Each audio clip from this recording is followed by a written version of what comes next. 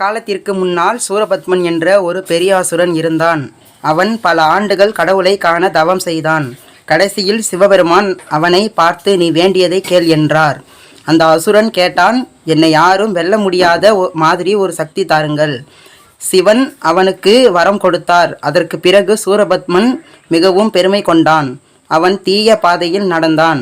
சூரபத்மன் எல்லா தேவர்களையும் அடக்கி பிடித்தான். அவர்கள் ரொம்ப பயந்து விட்டார்கள். அவர்கள் பார்வதி தேவியிடம் சென்று உதவி கேட்டார்கள்.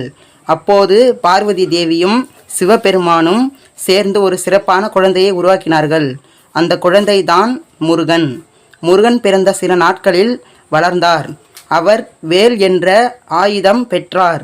அவர் மிகுந்த அறிவும் ஆற்றலும் கொண்டவர்.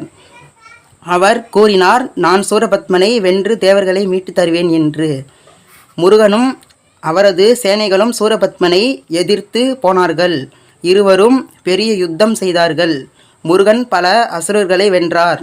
சூரபத்மன் ஒரு பெரிய மரமாக மாறி மறைந்தான். அது ஒரு மந்திர மரம். முருகன் தனது வேல் ஆயுதத்தை எடுத்தார். அந்த மரத்தை 2 துண்டாக வெட்டினார். ஒரு துண்டு மயிலாக மாறியது, இன்னொரு துண்டு சேவலாக மாறியது. முருகன் மயிலை தனது வாகனமாக எடுத்தார். தோழி அவருடைய கொடியை ஏந்தும் விலங்காக ஆனது. முருகன் சூரபத்மனை வென்றார். ஆனால் அவனை அழிக்கவில்லை. மாறாக அவனை நல்லவனாக மாற்றினார்.